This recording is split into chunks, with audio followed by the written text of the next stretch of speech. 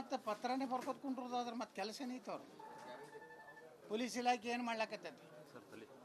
ಹಾಂ, ಅವು ಇಲ್ಲಿದು ಏರ್ಪೋರ್ಟ್ನಿಂದ ಹೋಗಾಗೆ ಯಾಕೆ ಹಿಡಿಲಿಲ್ಲರಿ? ಗುರ್ತಿತ್ತಲ್ಲ. ಇದು ಪೆಂಡ್ರಾವ ಹಾಸನ್ ಲೋಕಸಭಾ ಇಲೆಕ್ಷನ್ಕಿಂತ 3 ದಿವಸ ಮೊದಲೇ ಹಂಚಲಾಕತ್ತಾರ. 21ನೇ ತಾರೀಕಿಗೆ ಹಾಂ, ಅಲ್ಲಿ ಹಂಚಲಾಕತ್ತಾರ.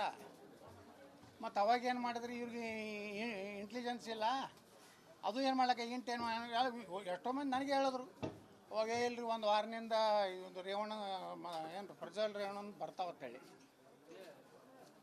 ಇವಾಗ ಏನು ಮಾಡ್ಲಕತ್ತಿತ್ತು ಪೊಲೀಸ್ ಇಲಾಖೆ, ಗೃಹ ಮಂತ್ರಿಗಳು ಏನು ಮಾಡ್ಲಕತ್ತಿದ್ರು ಅಂದ್ರೆ ಪ್ರಜ್ವಲ್ ರೇವಣ್ಣನ ಅರೆಸ್ಟ್ ಮಾಡಬೇಕು, ಏನು ಕಾನೂನಾತ್ಮಕ ಅದಾವ ಎಲ್ಲ ಆ್ಯಕ್ಷನ್ ತೊಗೊಳ್ಬೇಕು. ಈಗಾಗಲೇ ಅವ್ರು ಕುಮಾರಸ್ವಾಮಿ ಅವ್ರು ಹೇಳ್ಯಾರ, ಬಾರಪ್ಪ ಎಲ್ಲಿದೆಯಪ್ಪ ಪ್ರಜ್ವಲ್ಲ, ಬಾರಪ್ಪ ಮರ್ಯಾದೆ ಕೈವಾಡ ಅಂತ ಹೇಳ್ಯಾರ.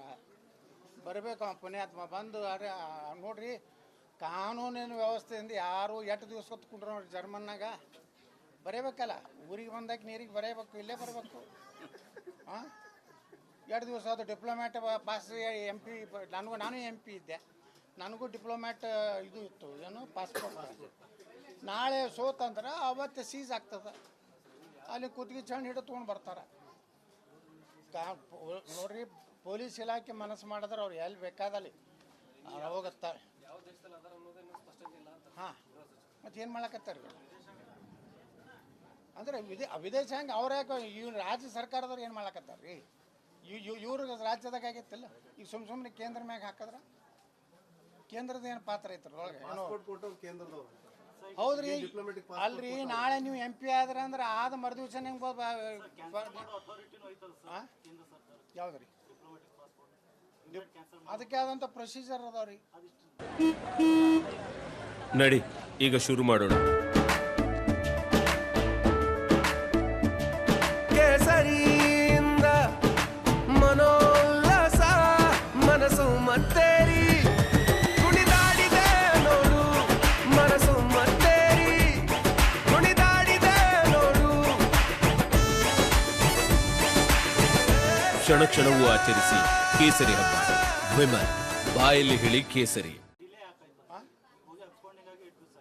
ಡಿಲೇ ಮತ್ತು ಇವ್ರು ಮಾಡಿದ್ದಲ್ರಿ, ಇವ್ರು ಅವಾಗ ಮೊದಲು ಇದು ಮಾಡಬೇಕಾಗಿತ್ತು. ನೋಡ್ರಿ, ಕುಮಾರಸ್ವಾಮಿ ಅಲ್ರಿ ಕುಮಾರಸ್ವಾಮಿ ಅವರು ಹೇಳ್ಯಾರ, ಪೆಂಡ್ರೈವ್ದು ಯಾರು ಮಾಡ್ಯಾರ ಅನ್ನೋದು ಸರ್ಕಾರ ಗೊತ್ತಿರಲಿಲ್ಲ, ರಾಜ್ಯದ ಮುಖ್ಯಮಂತ್ರಿ ಗೊತ್ತಿರಲಿಲ್ಲ. ಪೆಂಡ್ರೈವ್ 26 ಸಾವಿರ ಎಷ್ಟು 1 ಲಕ್ಷ ಹೇಳ್ಯಾರಲ್ಲ. ಯಾವುದೋ ನಮ್ಮ ಪಾರ್ಟಿ ಒಬ್ಬ 1,20,000 ಹಂಚಿಕೆ ಆಗಿದೆ, ಅವನ್ನೆಲ್ಲ ಅರೆಸ್ಟ್ ಮಾಡೋಕ್ಕಾಗುತ್ತಾ ಅಂತೇನೋ ಕತೆ ಹೇಳ್ಯಾರಲ್ಲ ಅವರು. ಹಾಂ, ತಿಮ್ಮಂಗಲೇ ಮಾಡಿದ್ರಿ. ಮೊದಲೇ 3 ವರ್ಷದಿಂದ ಜನವರಿ 15, 2021 ನಾನು ಸ್ಟೇಟ್ಮೆಂಟ್ ನೋಡ್ರಿ ಕೂಡಲ ಸಂಗಮದಾಗ. ಕರ್ನಾಟಕದಾಗ 2 ಸಿಟಿ ಫ್ಯಾಕ್ಟ್ರಿ ಅದ. ಒಂದು ದೊಡ್ಡ ತಿಮ್ಮಂಗಲದ ಬಿದ್ದೈತಿ, ಇನ್ನೊಂದು ತಿಮ್ಮಂಗಲ ಐತಿ. ಅದು ಶೀಘ್ರದಲ್ಲೇ ಹೊರಗೆ ಬರ್ತದೆ. ಅದು ಕಾದು ನೋಡಿ. ಇದು ಬತ್ತಿಲ್ರಿ, ಈಗ ದೊಡ್ಡ ತಿಮ್ಮಂಗಲ ಬಿತ್ತಲ್ಲ, ಇನ್ನೊಂದು ಮರಿ ತಿಮ್ಮಂಗಲ ಐತ್ರ. ಅದೂ ಫ್ಯಾಕ್ಟ್ರಿನೇ ಐತಿ. ಅದು ಎಲ್ಲ ತನಗೆ ಬೇಡಾದವ್ರದ್ದು ನನ್ನ ಕಡೆ ಅದಾವ ಅನ್ನೋದು ಅನ್ಸೋದು.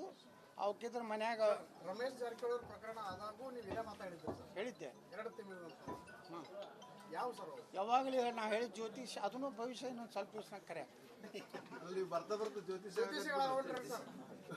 ಭವಿಷ್ಯ ಹೇಳ್ತಿರ್ತೀನಿ. ನೀವು ಅದನ್ನು ಕ್ಯಾರಿ ಮಾಡೋದಿಲ್ಲ, ಏನು ಮಾಡೋದು?